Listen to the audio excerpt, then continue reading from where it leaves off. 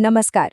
आज की इस खास चर्चा में हम बात करने वाले हैं एक ऐसे विषय पर जो हमारे समाज की नींव है, विविधता यानी डाइवर्सिटी। हम सामाजिक और राजनीतिक नजरिए से ये समझने की कोशिश करेंगे कि कैसे ये अलग-अलग रंग और भिन्नताएं हमारे जीवन को आकार देती हैं। तो चलिए, बिना किसी देरी के इस दिलचस्प विश्लेषण को शुरू करते हैं। आइए एक नजर डालते हैं कि आज हम क्या-क्या कवर करने वाले हैं। सबसे पहले विविधता आखिर है क्या? फिर हम देखेंगे विविधता और असमानता के बीच का फर्क। इसके बाद भौगोलिक और ऐतिहासिक प्रभाव, फिर लद्दाख और केरल की एक शानदार तुलना, और अंत में हम समझेंगे विविधता में एकता का असल मतलब। चलिए आगे बढ़ते हैं। तो शुरुआत करते हैं हमारे पहले भाग से। विविधता आखिर है क्या? देखिए, विविधता कोई भारी भरकम किताबी शब्द नहीं है। ये तो हमारे रोजमर्रा के जीवन का एक बहुत ही स्वाभाविक हिस्सा है।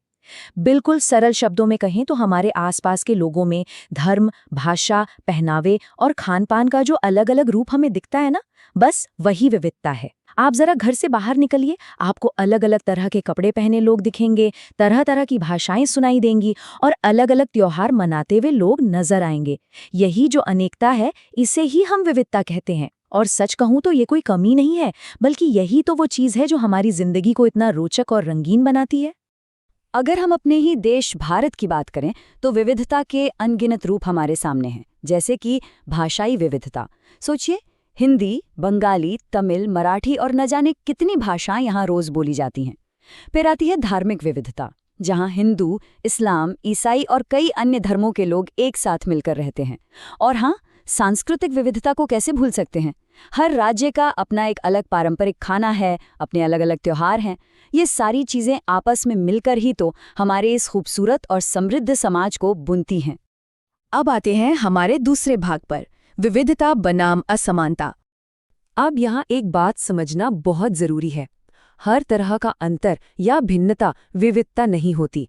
जो अंतर हमारी संस्कृति, धर्म या भाषा का होता है, वो एक प्राकृतिक चीज है। वो समाज को समृद्ध बनाता है।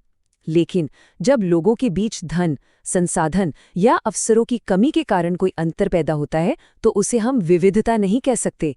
वो असमानता है, यानी इनइक्वालिटी। जैसे कि अमीरी गरीबी का फर्क या फिर हमारी जाति व्यवस्था। ये असमानता की ही उदाहरण है जो समाज की एक गहरी विसंगति को दिखाते हैं। इस फर्क को समझने के लिए चलिए दो समीर का एक बड़ा ही मशहूर उदाहरण लेते हैं। मान लीजिए, एक है समीर एक, जो पढ़ा लिखा है, फर्राटेदार अंग्रेजी और हिंदी बोलता है और हिंदू धर्म को मानता है। वहीं दूसरा है समीर दो, एक गरीब बच्चा जो ट्रैफिक लाइट पर अखबार बेचता है, कभी स्कूल का मुंह नहीं देख सका और इस्लाम धर्म को मानता है।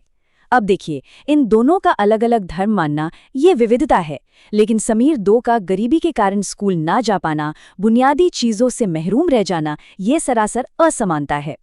चलिए अब बढ़ते हैं तीसरे भाग की तरफ, भौगोलिक और ऐतिहासिक प्रभाव।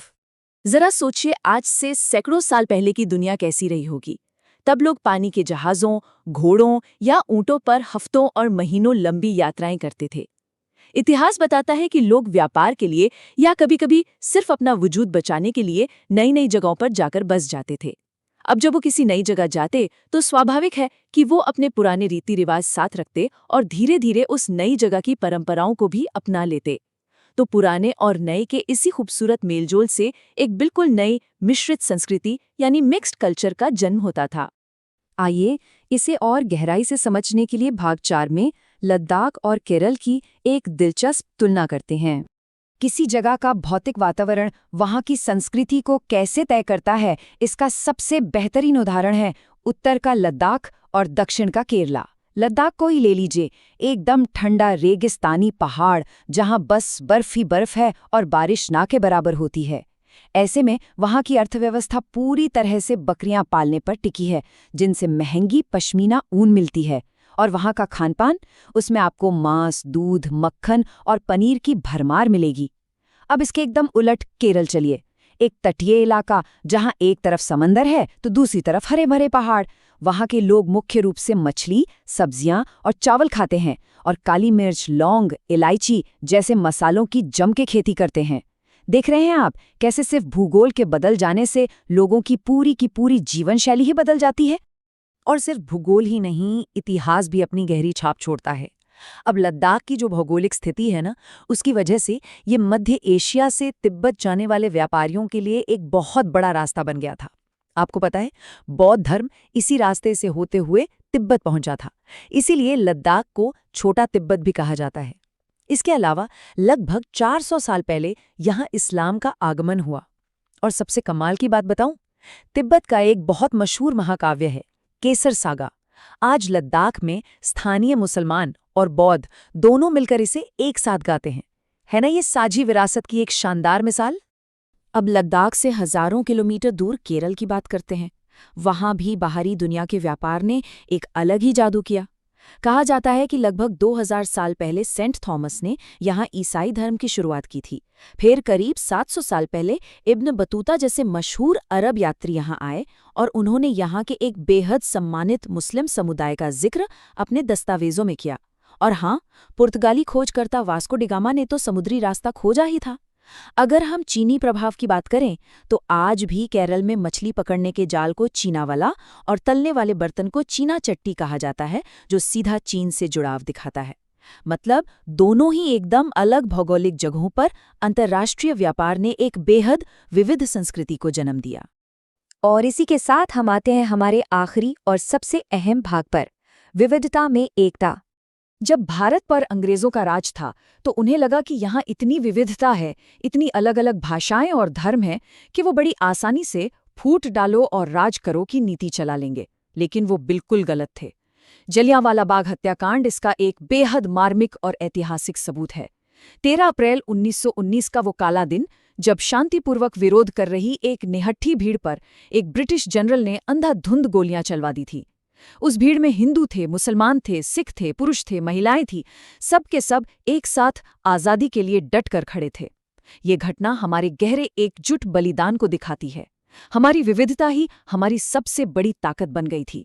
भारत के पहले प्रधानमंत्री जवाहरलाल नेहरू ने अपनी मशहूर किताब भारत की खोज यानी द डिस्कवरी ऑफ इंडिया में इस विचार को बहुत ही खूबसूरती से समझाया है। उन्होंने लिखा है कि भारतीय एकता कोई ऐसी चीज नहीं है जिसे बाहर से थोपा गया हो, बल्कि ये बहुत गहरी है। इसके अंदर अलग अलग तरह के विश्वास और प्रथाओं को खुले दिल से स्वीकार करने की भावना है, जहां विविधता को न सिर्फ पहचाना जाता है बल्कि उसे प्रोत्साहित भी किया जाता है। और सच कहूं तो विविधता में एकता का ये महान विचार यहीं से उभरकर सामने आता है।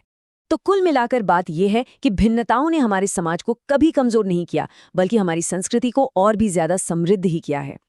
अब इस चर्चा को खत्म करते हुए मैं आपके सामने एक सोचने वाला सवाल छोड़ना चाहती हूँ। अगर हमारा इतिहास ये साबित करता है कि भूगोल और धर्म की ये भिन्नताएं हमारी साझा ताकत को ही बढ़ाती हैं, तो जरा सोचिए, आज जब हम सब मिलकर अपना राष्ट्रगान गाते हैं तो वो हमारी इन अलग अलग पहचानों को एकता के एक ही धागे में कैसे पिरो देता है। इतने अलग भूगोल, अलग इतिहास और अलग भाषाओं वाले देश में जब करोड़ों आवाजें एक साथ राष्ट्रगान गाती हैं तो अनेकता पल भर में एकता बन जाती है। इस एकता को बनाए रखने में हम सब की एक अहम भूमिका है। इस विश्लेषण में हमारे साथ जुड़ने के लिए आपका बहुत बहुत धन्यवाद।